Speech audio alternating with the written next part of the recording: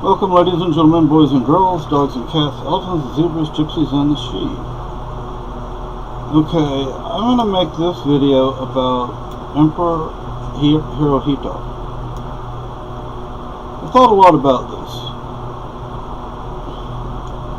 Now, I think it's important to understand that my father, one of my grandfathers, I don't know how you would call this other person. He was my uncle's brother, my auntie's husband's brother.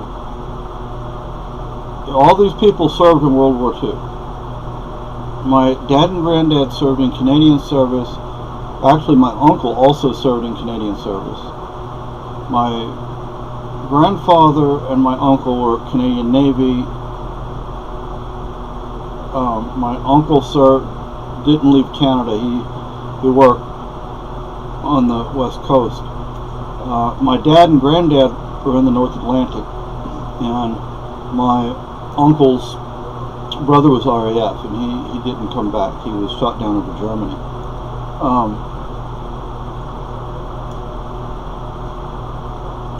But my dad had friends that he grew up with, whose parents were from Japan.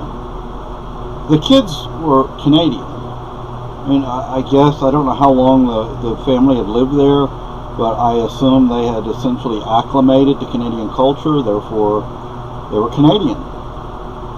I don't know what the laws were in Canada. I know for a long time, I believe it was the Japanese could not be U.S. citizens.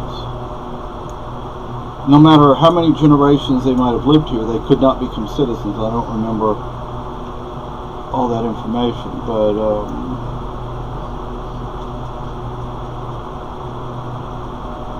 anyway, so I don't know if these people if my dad's friends' parents were Canadian citizens or not. I don't know if the kids were Canadian citizens or not. But again, the kids were Canadian. And but anyway, my dad's friends, some of his friends, served in the Imperial Japanese Navy during the war. I hope they survived the war. And a lot of the movies and even TV shows that I would watch as a boy, Japanese were not referred to as Japanese. All sorts of derogatory language were in those movies and TV shows. You probably couldn't get away with that today. Although I think it's important to be able to look back and acknowledge what was said and how it was said. And if you were to make a movie that you were trying to be accurate about the time period, I would be accepting of certain derogatory slang if it was in the right context. Now, I grew up on Okinawa. I lived there for 5 years, and of course, you still had my father's generation and my grandparents' generation of Americans on Okinawa at the time. Of course, you also had a lot of people who were my brother-in-law's generation who were on Okinawa at the time. Now, I'm just talking about Americans, okay? Then you have the Okinawans, and there were a lot of Okinawans who remembered the war. And what was passed down to their children and to their grandchildren, there was quite a bit of animosity toward both Japan and the United States. There were 2 incidents that I remember. Well, probably far more than just 2, but the ones I remember. One was Okinawan. Both of these happened on Okinawa. and in both cases they were school kids, they were students. And the Okinawan kids were on a field trip, and the battle started, and they weren't going to just stand out there and get shelled to death. So they found a cave. There were these caves on Okinawa. I happened to like those caves, even though at the time I was scared to go down into one for a variety of reasons, not the least of which was because there were habu all over the place. For those who don't know what a habu is, it's a kind of snake. We were also scared to death of hand grenades and landmines and booby traps, and maybe finding the remains of an American or Japanese soldier, or an Okinawan civilian, which would have really freaked me out at that age.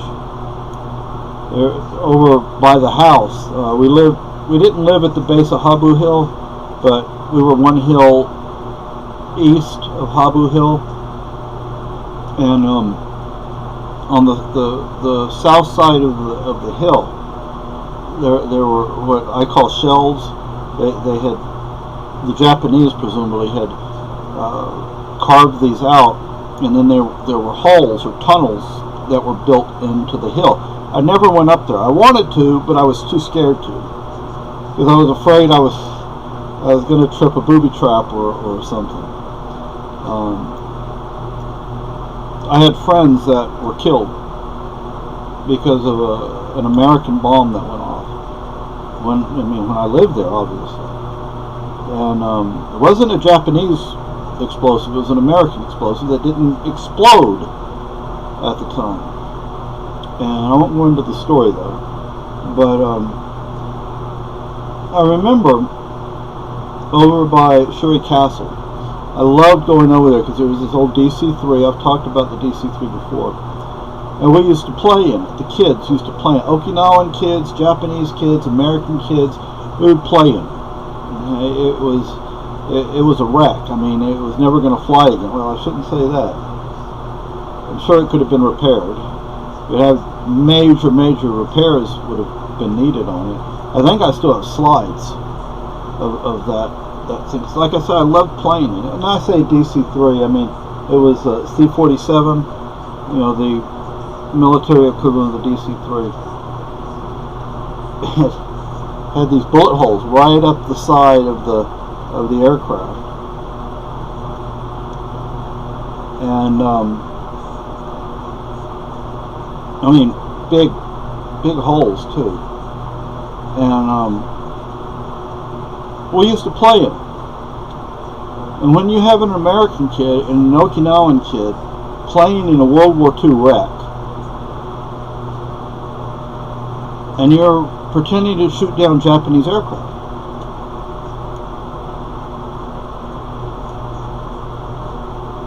so basically the point I'm trying to make is I'm from a particular generation,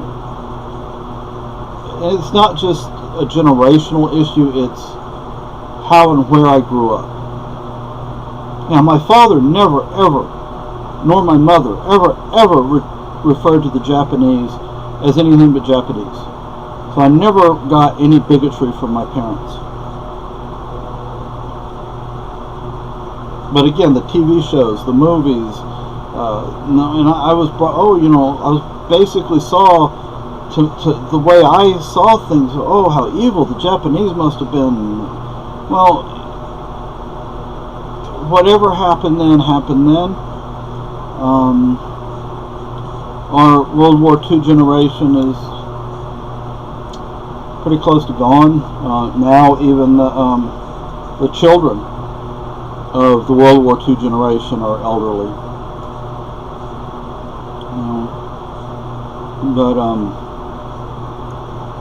My father, by the way, was only in his teens when he joined in World War II, and that was at the end of the war. He was the same age Audie Murphy was. You can look up Audie Murphy. I grew up with Audie Murphy movies, John Wayne movies. So I grew up a certain way. But I don't have those negative feelings toward Japan anymore. I used to, but I don't have them anymore. And I was thinking about Emperor Hirohito.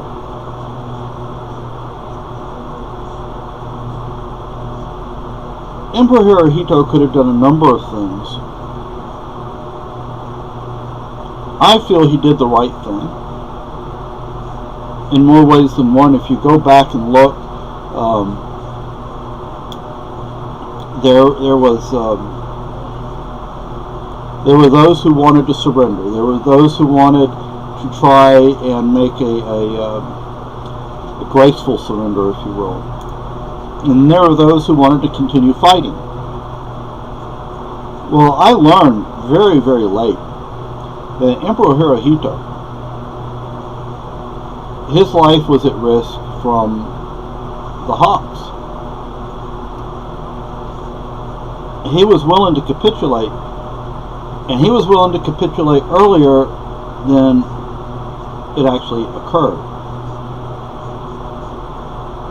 Again, the Hawks and the Japanese government were threatening him, and I don't think a lot of people know that. I think the way Emperor Hirohito dealt with the surrender was very graceful, very honorable. He could, like I said, he could have done all sorts of things, and he could have made things a whole lot worse. But he was a smart man, and he didn't do those things.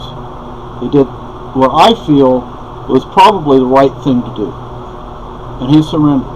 And I think because of the way he did things, and the fact that he remained emperor, I think that helped Japan to rebuild after the war. When I was a boy on Okinawa, my parents would not buy me toys made in Japan. They said they were junk, they wouldn't work, they would break soon. And that may or may not have been true, I don't know. I mean, I remember the 70s and 80s, people say, oh, I'd never buy a Japanese car, those things will break down in 6 months.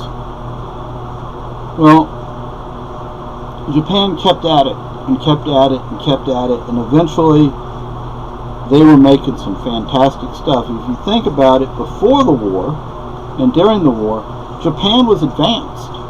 It was an advanced country. They could not have built some of the things they built, the aircraft carriers, the airplanes, the other weaponry. They could not have invaded all these countries that they invaded without having been a sophisticated, advanced culture. I mean, if they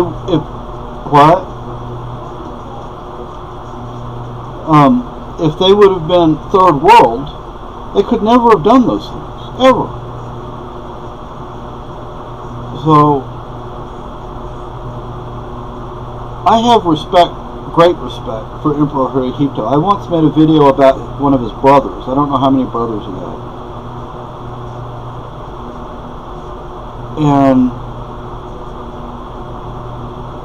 his brother became a marine biologist. I remember when I found out about that, I was like, really? And it's not just that he became a marine biologist. He became a renowned marine biologist. He was somebody sought after. And he was sought after not because he was the emperor's brother, but because he was a fantastic biologist. I guess Lucky wants to go out for the third time in 20 minutes. So anyway, I'm going to take him out. But that's just my take on Emperor Hirohito. I think because of the way he dealt with what happened, because he could have committed ritual suicide, and he didn't. I'm sure a lot of people did. I know a lot of people did. But one of the movies that I watched as a boy, and I wish I knew the title of it, was a Japanese movie. I saw it several times as a boy. When I was that young, I still knew, I mean, at the time I knew a little Japanese. I could understand some of the movie, and near the end of the movie, husband and wife and baby. The wife is holding the baby in her arms. You have to understand the way, you have to understand Japanese culture and Japanese cinema, and I don't. But they're standing there. They're on Okinawa. That's, I think, why they showed it where I was living. And they're standing there, and the woman is holding the baby. And they just stand there and they look into each other's eyes. They look deeply into each other's eyes. They never touch each other. They never say a word. Then when the time comes, they separate. They walk away from each other. He goes to die in battle, and she jumps off the cliffs, off Suicide Cliff, which was on the south end of the island. And see, Emperor Hirohito, he could have committed hara-kiri, but he didn't. And I'm thankful for that, because I think it was his leadership. I think it was Emperor Hirohito's leadership that was able to bring Japan back to a powerful nation again. So, Emperor Hirohito, even though you've since passed on, thank you, sir.